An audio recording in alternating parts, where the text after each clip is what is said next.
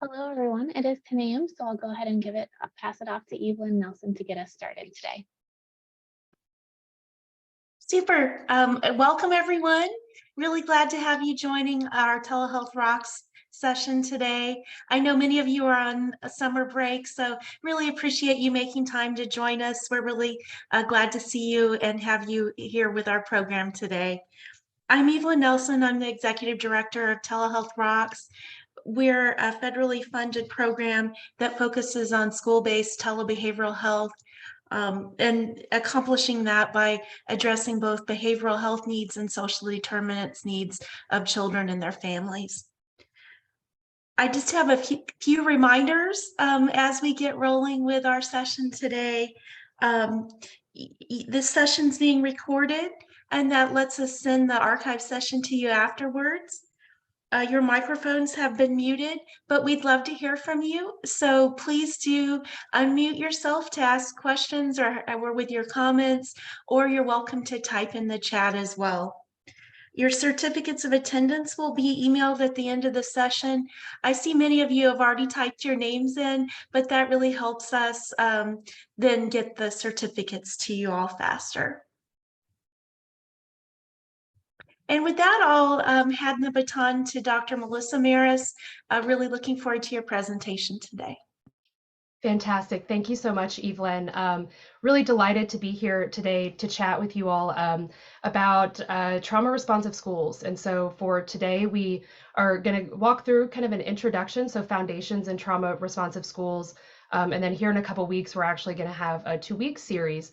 So one session on Wednesday, the 21st. And then again on Wednesday, the 28th, and we'll talk a little bit more about that here in a few minutes. But today we're really going to be walking through some of these foundations of trauma responsive schools. As Evelyn mentioned, please do put questions in the chat. Our team here has full authority to interrupt me at any point to clarify or to tell me to slow down or speed up. We're just really excited for you to be here with us today. Just a couple quick things. Project disclosures, we don't have any. And in terms of mitigating potential bias, we try to do that as much as possible. All this means is that we are looking to the best of what we can learn from research. And so we're always trying to share scientifically based information with you all. Again, if you have any questions about any of this, we would be delighted to talk further, share resources, and kind of talk a little bit more about the current state of the field and what we know about what works and what doesn't. And then after the session today, you are going to be sent the slides and recording and certificates of attendance, an email address. So if you have any other questions that you're not able to put in the chat or not able to get addressed today, please feel free to send those on. And we'll also be sending out a brief survey at the end of this session that we'd appreciate you completing. That will be especially helpful as we plan these next 2 sessions on trauma responsive schools that are going to do a deeper dive. We will be looking at those to adjust content, so we appreciate you filling those out. So in terms of our agenda for today, we're going to talk about what trauma is and talk about what it means to be trauma responsive in the school setting.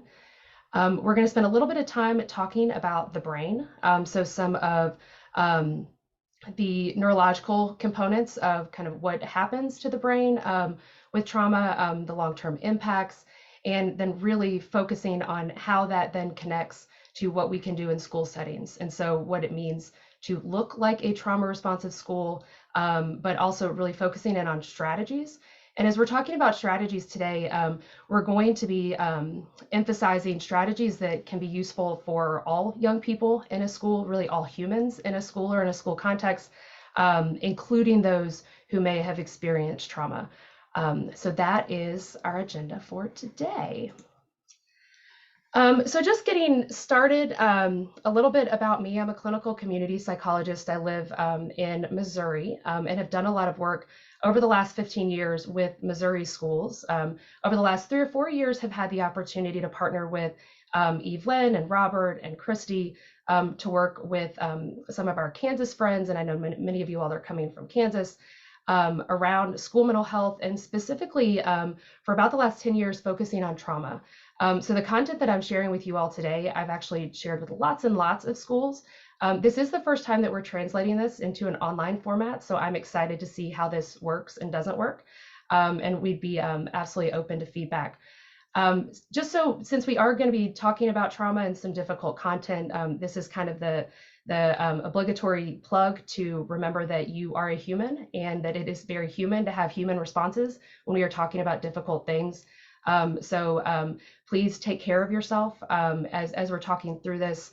If you need to take a break, feel free. And also just kind of some coping techniques. You all have probably seen this 5, 4, 3, 2, 1 kind of approach in terms of coping. This is an example of what trauma responsive looks like. And so if you have something like this already in your school setting, congratulations, you're doing trauma responsive things.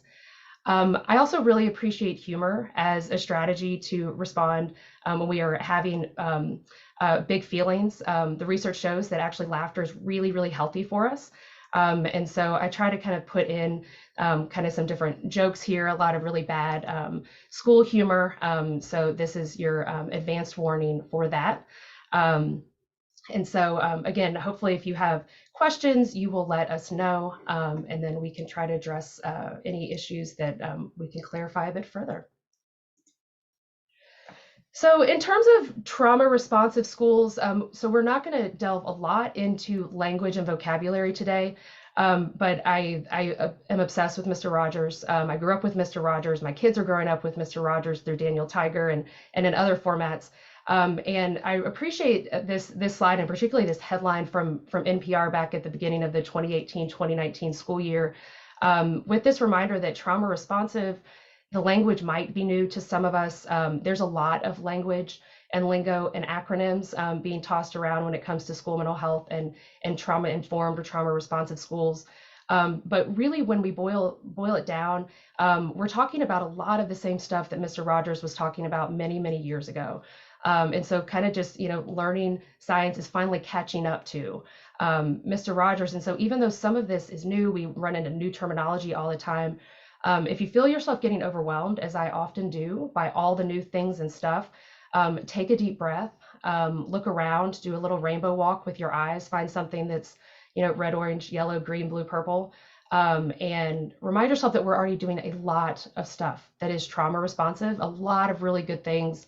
In any of these new programs that are coming along or new acronyms, a lot of it aligns with things that are already happening. And in the end, we can go back to Mr. Rogers, and that helps us all feel really, really good. So feel free to raise a hand or pop a word in to the chat or with an emoji. But quick question, who here on the call has mental health? Raise your hand, give me a wave, thumbs up. I see one wave. Thanks, Kelly. I see your mental health. Oh, I see Trisha's mental health, Chrissy's mental health. Everybody has mental health, right? Okay, so this is a little bit of a silly question, and maybe you kind of giggled. What happens when I ask this question in a room full of people? What happens is that at first, a lot of the group is very surprised that I ask, and there's some giggles. And then like, oh, wait, I can't believe she asked that. And then people like, oh, wait, no, I have mental health. Some people are disclosing things when they raise their hand and they didn't realize it. But the trick here is that we all have mental health, right? We all have health. We all have mental health, and mental health is health. And we talk a lot about stigma and the stigma still surrounding mental illness. But it really starts here around our use of the words mental health. The reason that this is silly and often kind of a little bit titillating is that people hear mental health and they think mental illness. So did this person just ask me who here has a mental illness? And I did not. I asked who has mental health, which is all of us. The words matter, and the words mental health matter. And it matters especially when we're talking about not just mental health, but school mental health, because that shifts kind of the framework for what we're actually talking about. So the World Health Organization has a delightful definition of mental health. I love this phrase, state of well-being. It really shifts for me a focus on mental health problems or mental illnesses or crises, violence, tragedies, which is often what we think of automatically when we think about mental health, which really is a mental illness frame. And so when we start thinking about a state of well-being, Then when we start shifting towards school mental health, I start to think about all the things schools are already doing all the time to support young people's well-being. So when I talk about school mental health, I really do mean school mental health, not school mental illness. And I think this is a really easy trap that we can fall into when we start talking about trauma or suicide or school shootings or any of the scary things that are realities. But when we start talking about that, often we shift to really talking about school mental illness when what we're really trying to focus on and what we have to focus on is school mental health. And the parallel here is, in healthcare, we can't treat the whole world as if it's an ER, right? We can't always be in this crisis emergency response.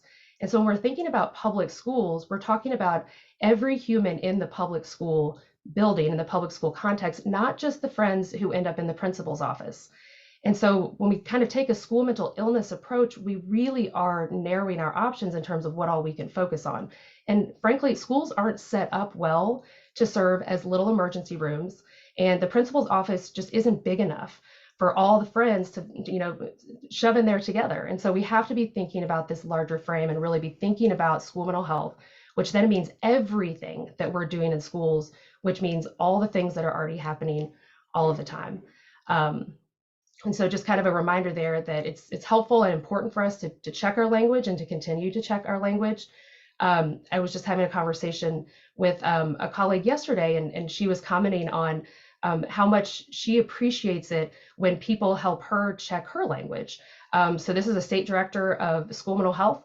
And she was saying, the other day I was on a call around, I think it was mental health first aid, youth mental health first aid. And kind of in passing, she colloquially used the word crazy. And it just kind of came out of her mouth, right? And then the person she was talking to just kind of checked her on it and said, hey, instead of crazy, maybe we could use these different words. And so I'm sharing that now just because part of the conversation we had was that we need to start really intentionally fostering a culture where we are kind of calling our friends in around our language. And part of that is this language, school mental health, the words we use, and whether or not we're using words that really convey what we're meaning, or if we're using other words, and if those words could actually then hurt somebody. And so just kind of wanted to frame that here. If you all hear me use words that you're like, maybe that's not the word we should use, I love being called in, and reminders of, hey, that's not how we say this, or hey, here's a more inclusive way to respond. I appreciate that. I feel like we're all learning, growing all the time. So community meeting. So I love community meetings. It's really fun to be in my household because we do stuff like this all the time. But I feel like a community meeting is a really great strategy. It's trauma responsive, but essentially a way to have a structured check-in. And the idea with the community meeting is it's these 3 questions. So how are you feeling? What is your goal for today? And who can you ask for help? And what I really like about this idea of the community meeting is that it's one of these kinds of strategies that even if you can't get through all 3 questions, even just asking one is great, right? So with a lot of interventions, we're really trying to get the entire thing in to really expect that it's going to work. But I think a lot of times we're, creating these sorts of structured check-ins with either young people in school settings or even our colleagues as other adults. Some is better than none. So try to do some. And this is one of those kinds of strategies. This can also be something that can be really long and elaborate, but it doesn't have to be. It can be really, really quick. So the community meeting, how are you feeling? What's your goal for today? And who can you ask for help? So we're going to do this lickety split and you're going to see how fast we can go. So first, how are you feeling? So take a second, either look at the color that represents your feeling. If you want to point to the color, feel free. But go ahead and just check in with yourself how you are feeling. You feeling blue, kind of sad or tired? Are you feeling green, so happy, calm, yellow, frustrated, kind of anxious, or red, feeling kind of angry? Okay, so that was question 1. How are you feeling? Think for a second about what you want to get out of the next 45 minutes or so. And maybe you just want to get out of this, and that's fine. Just think to yourself, what do you want to get out of this? And then the third one being, who can you ask for help? Who can you ask for help? You can ask us for help for sure in the chat. You can, DM or private message any of the members of our team. but think about other people you can ask for help. Okay, so we just did the whole community meeting right there, and it's magical. It seems so quick and easy, but the science behind it is phenomenal. So one, checking in about how you're feeling. It's a grounding strategy. It helps promote mental health literacy. The more that we regularly ask ourselves and ask the people around us how we are feeling, the better we're going to be about identifying our feeling state and talking about it. Also, when I ask you how you're feeling, I'm acknowledging that you have feelings, and I'm saying that I care, and that I care about your feelings. Moving on to the kind of what do you want to get out of today, or this session, that's goal setting. Certainly in education, we know a lot about goal setting and the value of sort of setting intentions. When we say what we want to get out of something or think it, we're much more likely to actually achieve whatever that purpose is. If we say it out loud, if we write it down, we're just going to exponentially increase the likelihood that we're going to get that thing. And I like those kind of numbers. And then the final one, who can you ask for help? So in our society, in our culture, in our schools, in other contexts, we don't always do a great job asking for help. We don't do a good job modeling it for other people. We don't always do a great job encouraging other people to ask for help. So what happens is that then we wait until someone is having a really hard time, and then we expect that they're going to ask for help. So again, this idea that if we can make this kind of language and activity part of what we do in our day-to-day, the better off we're going to be in the end. So community meetings, kind of where I started with, it can be really quick, it can be long. There are ways that they can be anonymous. This can all be done out loud. I've worked with a number of entire districts or schools or teachers, principals who have implemented something like this in a variety of settings. So some teachers will have something like this zones of regulation, which is this visual you're seeing, something like this, a mood meter, some kind of feelings visual. And when students are walking into their classroom, students will point or they'll tap on it. If there's a smart board, sometimes they'll have, young friends move their name up to the feeling where they are. The whole idea of it is just to regularly acknowledge that there are feelings and then have people check in. Absolutely, school leaders who use this as part of the way they start professional development with other adults. Again, ways that can be anonymous or more confidential or more visible in front of the entire group. Lots of different opportunities there. I worked with a middle school teacher, this was a couple years ago, who was really savvy in an online setting about having young friends in her classroom who were doing school virtually check in about how they were feeling. Also a great data source, right? So it's a great way, especially, so for the next hour, if I have friends checking in and I'm finding that a lot of friends are checking in and they're red, then that means that I probably need to shift my plan just a little bit so that we can all collectively kind of calm our bodies down before we move on. So this gives us an early indication that maybe things are starting to sort of go off the track and that we need to take a step back, do some other kinds of activities, some grounding activities, but just checking in about how we're feeling means that our brains are in a better spot to pay attention. We are going to better absorb information and retain it for longer, which is really fun. Combine this with movement and happy birthday to you. That's great. Combining movement also helps. We talked about the goal-oriented component, always helpful to check in. Why do people, why are people here? What do they think they're going to get out of this? Is that what they're really going to get out of this? And again, just setting that intentions. And we already talked a little bit about how to ask for help. So definitely this is the kind of strategy that if you're curious, if you're kind of thinking this sounds good, but I have no idea what this would mean in my context, we would love to talk more with you about that. This is the kind of strategy that the point is that it can be used in all kinds of different places all the time. With the idea being that if we can do this kind of thing more often and more quickly, then it will prevent a lot of the other things eventually from happening that take a lot more of our time and effort and then really can serve as a huge distraction. So again, kind of a reminder about self-care. Self-care is hard. It's something that as mental health professionals, as educators, that we have done a better job giving lip service to in our work. So we talk a lot about self-care, but for it to really work, we have to do it. And also that it's important to remember that whatever we're doing, young people are watching, our colleagues are watching. And so whatever we're doing is more likely going to happen among the people who are around us and watching us.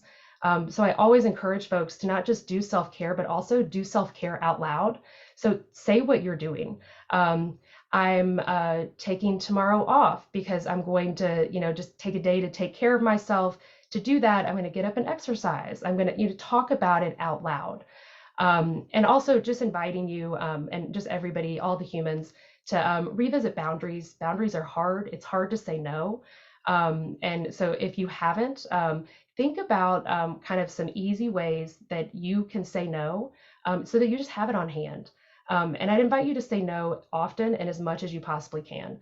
Our time is one of the resources that we have that is just ours, and we give it away a lot, and then we end up feeling resentful.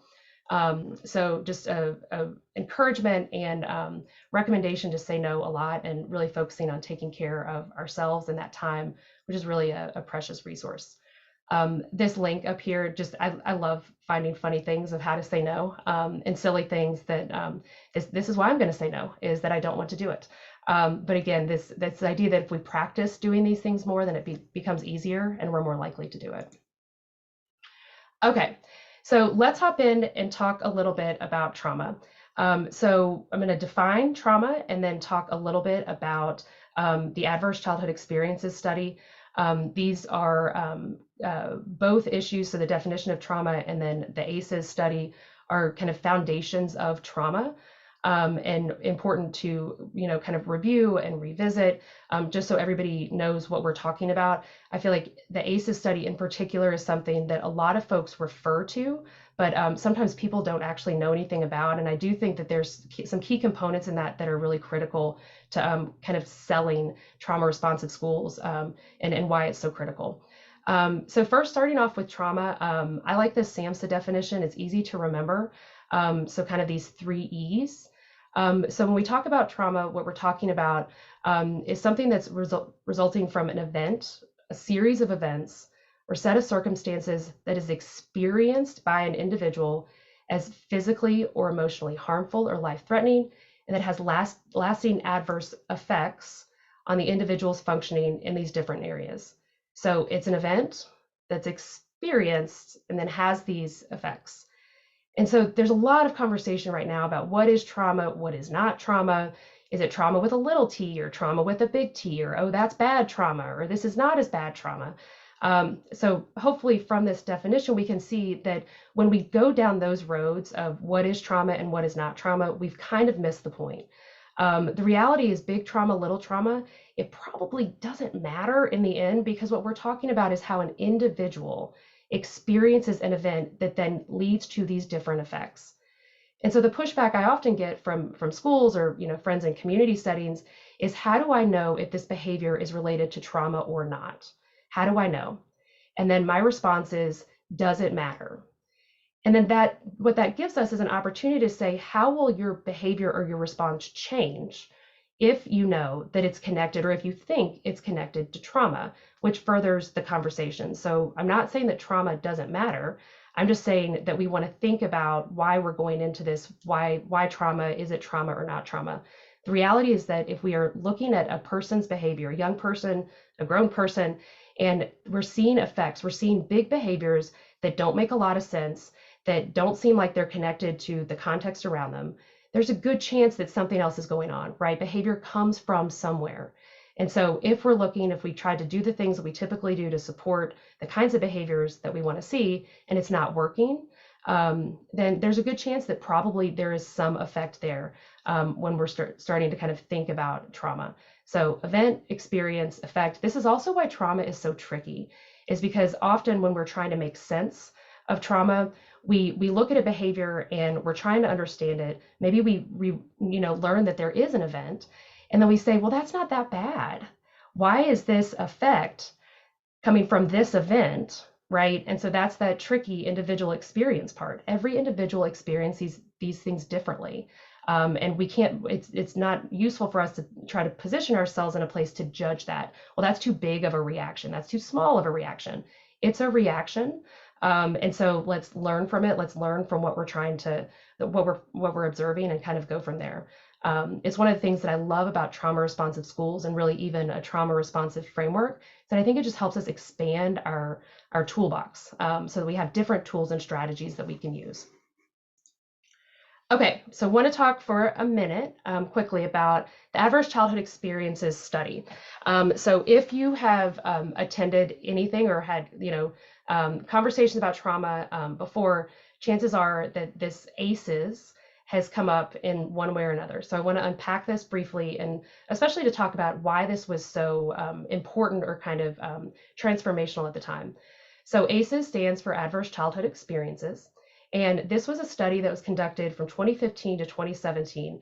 Kaiser Permanente Insurance Agency out in California did this giant study. And it was in response to some healthcare professionals who were actually doing weight management interventions.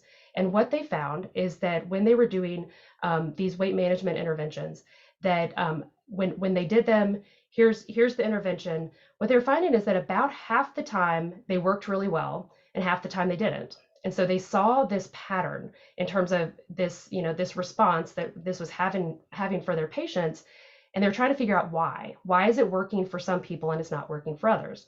And as they started to look further and try to understand more, what they came to realize is that they thought that maybe the intervention or the effectiveness of the intervention was related somehow to other characteristics of people's lives, and that maybe it had something to do with things that they had experienced.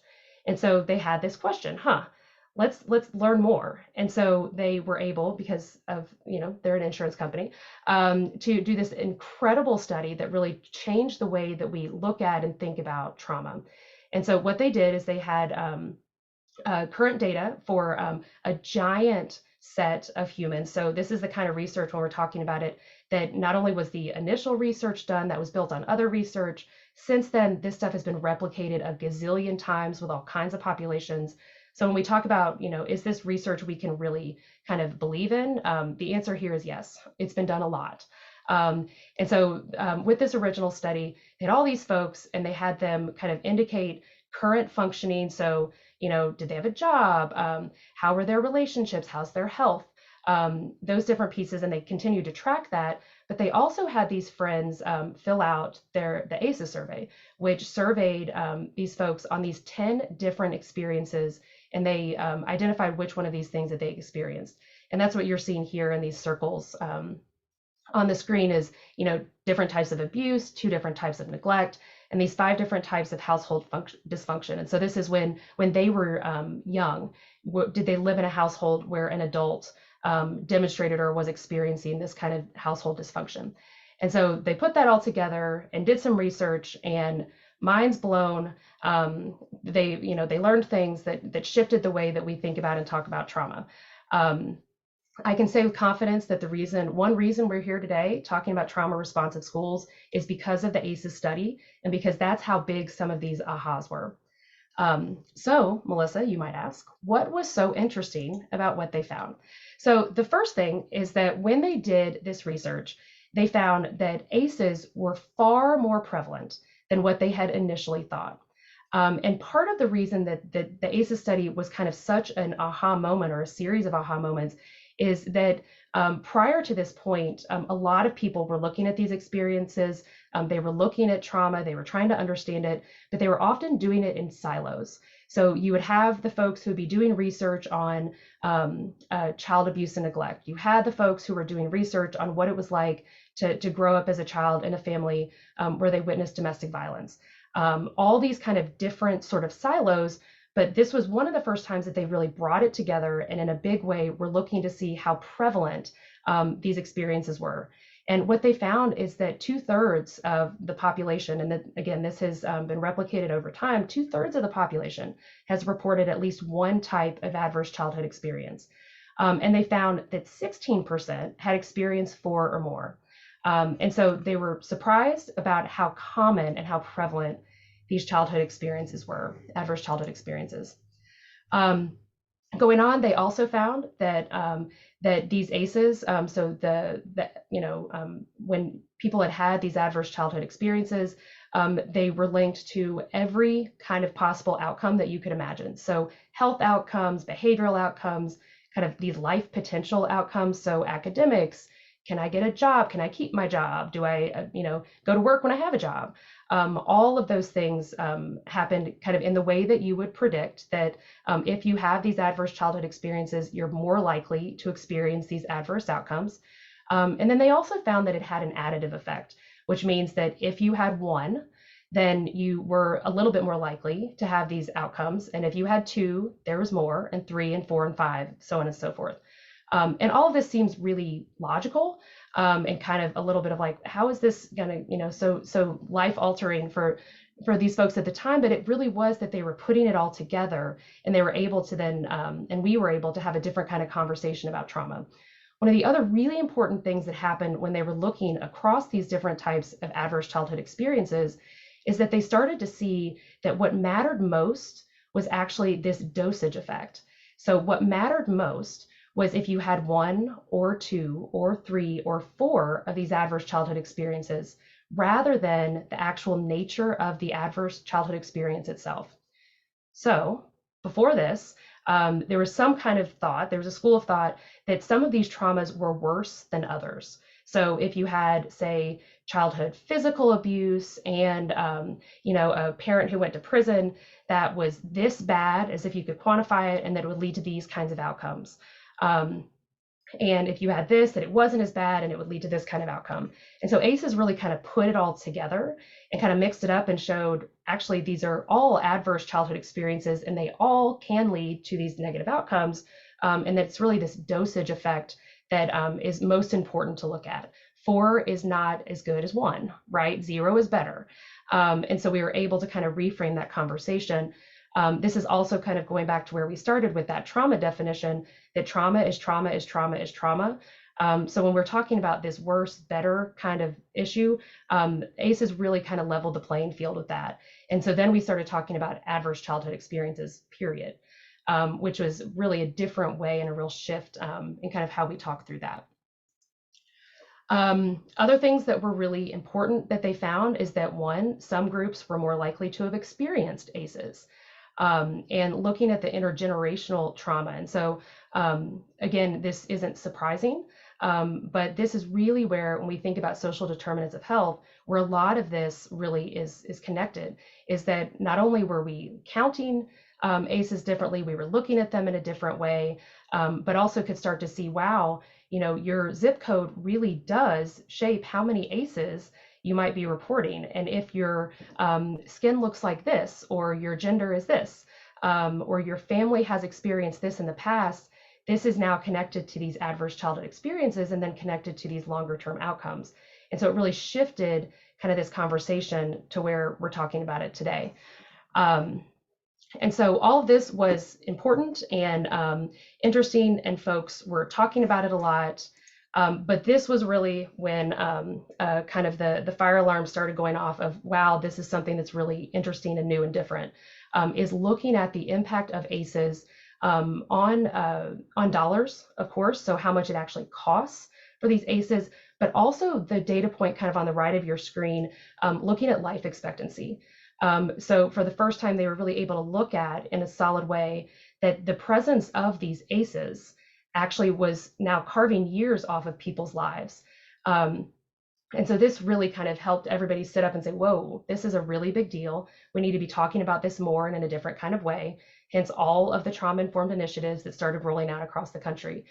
I also feel like at this point, if you have been looking at these ACEs, or if you know what your ACEs score is, often this is the time when people either start to feel really hopeful because either they didn't have a lot of ACEs, or you're starting to feel really nervous because you did, and what this means. And so this is the reminder that we're looking here at population health data. So this is what is true for a whole bunch of people. And so these are kind of commonalities and themes. It doesn't tell us anything about any one person. So absolutely, there are people who have experienced all of those adverse childhood events and are absolutely thriving and doing well and are productive in society. So it's not a death warrant. It's not a prediction. It's saying something in general about a population. And so I think that's important here to emphasize. This also is the reason why it's so important for us to be having this conversation about trauma responsive schools. Melissa, we have a question in the chat about a previous slide, the statistics one. So are these statistics implying that out of the 61% of those experiencing ACE, 61% experience trauma?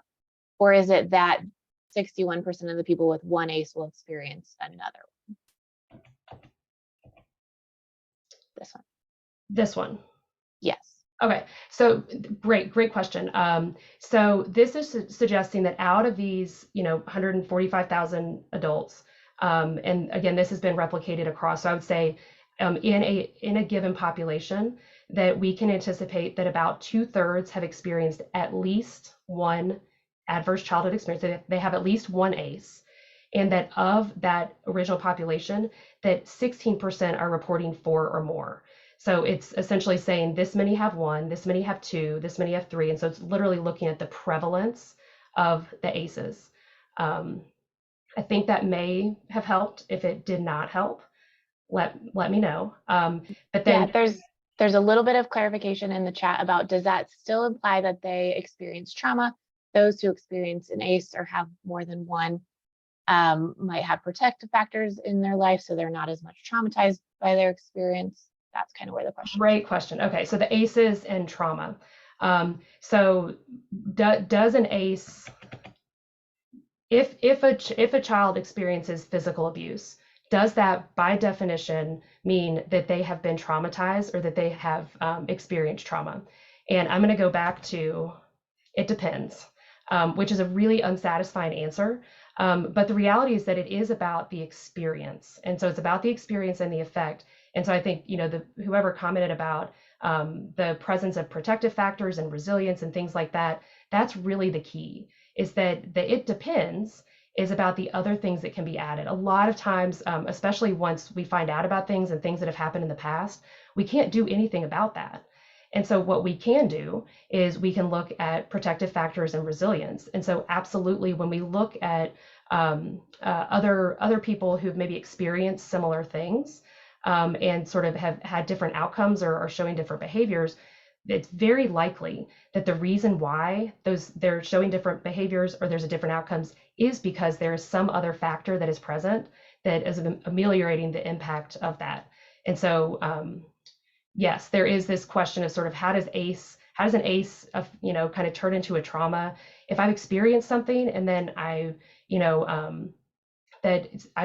was physically, abused in childhood, but now I've gotten really great treatment. Does that mean that I'm always a traumatized person, or was it something in my past? How do I use it in past, present, future tense? And the best that I can say there is it depends, and it's confusing. I think that really great points of clarification. I think that what ACE is and what this whole conversation does is change the way that we talk about trauma. And so it's not so much that this person has experienced this trauma, so now they're forever in this category of anything that's necessarily going to predict their future behavior. What we can say is that because that happened, these things are more likely. We can also say that the presence of additional protective factors and other kinds of interventions and supports does then result in these positive outcomes, or can result in these positive outcomes. Hopefully that helped a little bit. But we will come back to that if that did not clarify. But you're identifying a very clear challenge question that often comes up when we look at the ACEs and the trauma. Some of that is also reflected in our distance from this original ACEs piece. And I'm going to, I don't think I put in there, but this intergenerational trauma. Since the original ACEs, there's now ACEs squared. People have added ACEs, they've taken away ACEs. And so the research has evolved over the last decade, which is good.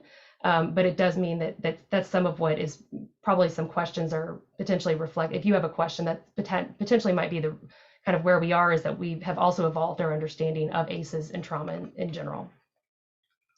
Hopefully that helped. So just a quick reminder, I appreciate this quote. He's not giving me a hard time, he's having a hard time. I think a lot of times we take behaviors and actions and attribute them personally. but kind of this idea of kind of putting the feeling and the action where it belongs, which is often going to be, when we're talking about someone else, it is someone else's action. So this idea of intentionality. This went viral a few years ago, right at the beginning of the school year. And so teachers and other folks in schools were putting these Post-its on computers just to remind themselves of kind of this shift in perspective. Okay, so get ready. So here, put your hands out like this. Ready? And put on your thinking cap. Boop. We are going to talk about brains, and it's going to be amazing. So brains are fantastic. Brains are one of our organs, right? It's an organ, it's a muscle. And oftentimes, at least when I was growing up, we didn't talk about our brains all that much. The nice thing is that brains are really cool. And brains, I think, can really help us all better understand our behavior, where it comes from, and what we can do about it. So some quick things. One is this idea of neural patterns. So the idea that the more fixed a memory, the more often a pattern happens, that's more likely going to be a neural circuit, this kind of brain connection that lasts over time. That's why if one thing happens once, it's different than the one thing happening, 20 times in a row, or frequency. And so kind of thinking about neurons, neurology, and how our brains function. Experience creates a way for us to interpret input. And again, this idea, neurons that fire together wire together. So the whole idea is that when we're born, that we are, born with this set fixed of things in our brain, right? And then experiences actually help us develop the infrastructure of our brain over time. So I really like this visual and kind of what it represents. So when we're born, right, these are our neural, this is our neural snapshot. And so we have neurons, and then we have experiences, and those neurons kind of develop these connections. So you can see between birth and 6 years old that there's a lot of experience that is happening, a lot of these neural pathways that are connecting. And then from 6 to 14, what happens is that our brains actually go through, because it's not super efficient, and actually starts to prune some of these neural pathways so that our brain can be more efficient. So I like to think about this as like bridges and tunnels. So we're born, we have these neurons, and then our experiences with other people, interactions, right, interpersonal interactions, helps us build these bridges and tunnels. And so we're building these bridges and tunnels, and some of them are great and some of them are not so great. But hopefully we've developed really great bridges and tunnels. But by the time we're 6, we have too many options of how to get from point A to point B. There are too many bridges and tunnels, and it's not efficient. So our brain goes through and essentially blows up some of the bridges and tunnels so that our brains can work better. So ideally what happens is we're born, we have experiences into age 6, we build great bridges and tunnels. Then from ages 6 to 14, these are prime school years, right? That we're having other experiences that are going through and helping us kind of blow up the bridges and tunnels that aren't as useful. But of course, we know that there are alternative ways that this can happen. Birth to 6, we're born, not great personal, interpersonal experiences and connections around us. We build some pretty faulty bridges and tunnels, but we get to school and yay, we start to have great kind of corrective experiences that go through and kind of clean that up. So then our neural pathways are effective and efficient and healthy. And of course, the alternative can also happen. We build great bridges and tunnels, and then we go to school and start having these other experiences, not just in school, but in communities and neighborhoods, their family, that actually go through and they blow up the wrong bridges and tunnels. So part of what we're trying to do when we think about neurons and neural pathways is how do we help foster the good infrastructure that's there, and then how do we start to push back a little bit on infrastructure that maybe is not as effective. The good news over time is that our brains continue to evolve and change. And so even though we can see this difference early on in life, and then even, up until age 14, our brains continue to evolve until we die. And so we always have opportunities to really kind of exploit this neuroplasticity, right? Which is how we're changing the infrastructure of our brain. It just gets harder. And so that's kind of the bummer, is that as we get older, it gets harder. But the good news is that it can still happen throughout our entire life. And again, that's happening through these interpersonal interactions, which is part of the reason why schools are such a critical place for this trauma responsive work to happen. Okay, so want to talk for a second about a little bit more about brains. This is an interactive activity.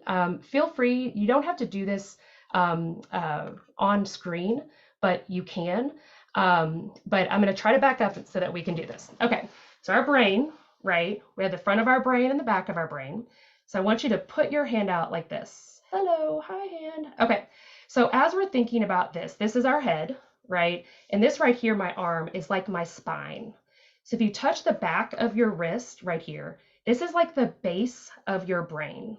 So here's my spine coming up to my head, and here's the base of my brain, right? So this is my head. So this part of my brain back here and kind of up through here, this is the base of my brain, and this is the first part of our brain that evolved. So this is kind of our mammalian brain. This is survival state. This is what makes sure that, even if we're in a horrible car accident and we're considered brain dead, this part of our brain is going to make sure that we're still fighting to breathe, continuing sort of those basic functions. And that's this part of this base of our brain, the survival state. So take your thumb and wrap it right on in, right there. So these are our emotions and feelings. This is our amygdala, and then right there on our thumbnail is where the hippocampus is, which is where our memories are. And so these are our feelings, memories, and that's also why if you think about feelings, that amygdala, and that it's so close to the hippocampus, which is where the memories are, those are so closely connected. And then take your fingers and wrap them right around your nice little amygdala. And this up here is our hippocampus. This is our prefrontal cortex. So up here, sorry, not hippocampus, our prefrontal cortex, this is where logic, ration, decision-making, that's where all this is. That's our executive state, which is right up here at the front of our head. And this is where, if I'm getting ready to make a choice, that I think about what happened in the past and whether it was good or bad, whether the outcome was good or bad, and this is where good decision-making happens. So we have a lot of these brains, right, coming into our schools and other contexts every day. So we have students who come to school and they are, fully functioning, everything's regulated. This is a well-regulated brain, ready to learn, ready to retain information. This is who we oftentimes want to be in our class, right? And want to be in our schools. And of course, we know that young people don't always come to school in this space.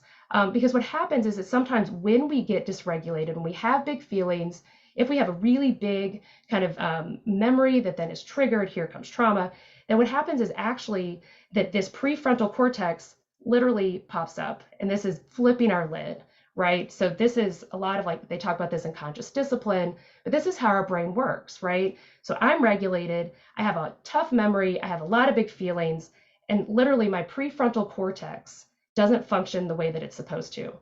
And so this is a dysregulated child. So this is a dysregulated child who cannot access their prefrontal cortex to make good choices, to be rational, to be logical, to think through past experiences, think about consequences and rewards and things like that. And so part of what we're doing with trauma responsive schools is trying to help make this part, this prefrontal cortex, as sticky as possible, right? So that then we can have feelings, we can regulate our feelings and not flip our lids, right? So the trick here is that if this is the child, right, we have a brain too, and we are also sometimes regulated and sometimes not regulated, and usually kind of somewhere in between, right? Because this state, this changes all the time. The trick is that wherever we are, wherever I am, that's the best that I can expect from someone else. So if I'm regulated, I can expect regulated from another interaction, from a child, from an adult. But if I come in like this is the best I can expect, right? So this is not a good scenario. I'm not regulated. This person is regulated. And all of a sudden, this person is becoming dysregulated because this is not good. This means that there's no regulation happening. And so we have to remember that we too are contributing kind of to the regulation that's happening across our brains. This hand activity specifically, and we'll send you some videos and there's visuals online that you can do, is really helpful. Professional development wise, I would say this is one of the, in terms of trauma-informed school pieces, one of the most effective, the stickiest things that I do. I have folks years later who will see me, they don't remember my name, they remember this, and they'll say, oh, hey, look, and they'll go like this and point to their hand, and I'll see that it's regulated. And what they're trying to communicate to me is that their brain is regulated, which is terrific. In schools, absolutely, schools teach this. Some folks teach this and use wizard brain and lizard brain, or the upstairs brain and the downstairs brain. But part of the trick here is to teach around how our brains work, and then how we can try to become regulated, stay regulated, and help each other stay regulated in those processes. And model of the brain, it's right there. Okay, so let's shift a little bit, and I know that we are getting a little bit close on time. So when we start to shift away from brain science and looking at trauma responsive schools, what does all this have to do with what we're going to be doing in schools and strategies? And again, we'll go into a lot more depth here with this in the couple sessions that we're having later on this month. But the idea is that with our regulated brain, unregulated brain, that there's a lot that we can do in any moment to make sure that we're trying to support this with young people, but also to make sure that we ourselves are right here. So the first trick is to make sure that we know for ourselves where we are. Am I here? Am I here? Am I here? Right? Because just that awareness there is going to change a lot, and that stress really matters in terms of how we understand where we are. We talk a lot about mindfulness and grounding. And so a big take home from today, hopefully, in any of the brain science components, is that mindfulness, grounding, these strategies that, kind of sound sort of hokey and they sound pretty minimal, but those are neurological interventions. When we are doing grounding and mindfulness, it is changing the way that our brain is functioning. And so it is a neurological intervention. And so doing things like a rainbow walk, doing things like sensory activities, doing motion, things like that really do matter in terms of how we are able to regulate our bodies and how we're able to support other people in regulating theirs as well. So listed some grounding strategies here. You all probably know a lot of these grounding strategies. I find it helpful to think about different kinds of grounding strategies. So mental grounding, so these are counting, easy recall, the physical grounding, so taking a walk, running cool water, the self-soothing grounding, which tends to focus more on sort of older kids often, or even adults. So these are any kind of strategy, a prayer, a song, something you say to yourself, a mantra, things you can post around the school. Those are all self-soothing kinds of grounding strategies. Also want to give a shout out here for movement. And again, these are things that likely you're already doing in your schools and in other settings to really promote trauma responsive kinds of contexts. But movement is critical, and movement is important not just for learning, which it is important for, but also so that our brains can be in a place where then the learning sticks.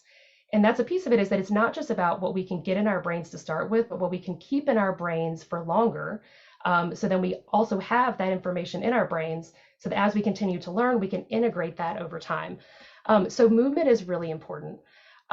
So with one of the resources that we'll send out, and it might be going in the chat now, brain breaks. And so call it something else at the secondary level, but absolutely at the secondary level, there's lots of ways to incorporate movement into all kinds of activities. And it really does make a big difference. Small movements can have a really big impact, finding other ways to incorporate movement. But again, coming back to, we focus a lot on where kids are, right? We focus a lot and have a lot of that conversation. The most important intervention in a room is me. I am the most important intervention because I am the person I can control, right? So this matters a lot more, right? Because this is something I can do something about. So even just recognizing that I'm here and taking a walk or taking a deep breath, or recognizing that, I'm almost there, but like, there's a little bit there. What can I do to kind of ground myself and kind of come back to that regulated space, and looking at my physical body. So low and slow, that idea of don't be the bear, don't be the aggressor, and that can really be difficult for a lot of people. Some great videos, again, just strong encouragement for teaching kids, teaching adults, teaching all the grown-ups about how brains work. The challenge is that when we don't understand our brains and then something is going wrong, oftentimes the way that we internalize that is that we think that we are broken. We think that our brain is broken. And here's the thing, we don't have broken humans. We don't have broken children. We have children and humans who have an opportunity to learn more about how their bodies work and how their brains work. And so it's not something that's wrong with somebody. It's about the way that they were built and understanding kind of how that works. So we have lots of examples of kinds of breathing and grounding activities. Again, it's easy to look at, the sun, shoe, me, and one more, say, well, that's silly and that's for kindergartners, but it's not. This is a neurological intervention. And also these can get really sophisticated. They can be elaborated, they can be themed. There's all sorts of ways to incorporate this. The trick here also is that if you're focusing on things to do for the young people in a context, get the grown-ups to do it too, because guess what? It's good for all of us. So even if I'm doing it to model it to a young person, it helps me too. So having that opportunity to practice those different pieces. And then finally, I'll wrap up here. And I know we fast forwarded through a lot of content, and I can see Christy giving me that look of like, uh-oh, Melissa. But just wanted to finish with gratitude. So gratitude is an incredibly powerful intervention. A lot of times we think about saying thank you as benefiting the person that we're thanking. But often when we thank someone, it actually benefits us the most, because gratitude is a grounding strategy. It's something that Mr. Rogers figured out. And certainly that when we experience it, we can feel how much it helps us calm our body down and regulate. So I'm going to start. We have about 5 minutes left, and I'll then hand this over to Christy, and she can help wrap us up or redirect me in some way to be useful. But I'll start by saying thank you to you all. Thank you so much for being here today. Thank you for taking time out of your summer to spend this time with us. And most importantly, thank you for everything you do every day to help keep young people safe and to help them succeed. This is a hard time to be in a school. And so I hope that you know that we see you, we appreciate you, we value you, and we're here to help. And this is me and my kids. And they are also grateful to the educators in their lives, and all the good people doing that work. So thank you with that. And thank you, Christy, for directing kind of how we should proceed. Sounds good. Thanks, Melissa, for a wonderful presentation and for sharing all of this info and resources with us. We will send any of the resources and that were in the chat as links. We'll also send the slides afterwards. Right now, there is a survey in your inbox about this training, and it should only take like a minute or two to fill out, and we'd really appreciate your responses. It helps shape our future trainings. It helps shapes our trauma responsive advanced training. So look at it and let us know what you think. We really do look at all of them and want to hear your feedback. Just a couple of other notes. We will send the certificates of attendance to you today in email, and then we'll also send the follow-up email that will have the recording and other materials. So that is all that I have. Thanks, everyone, and have a great rest of your day.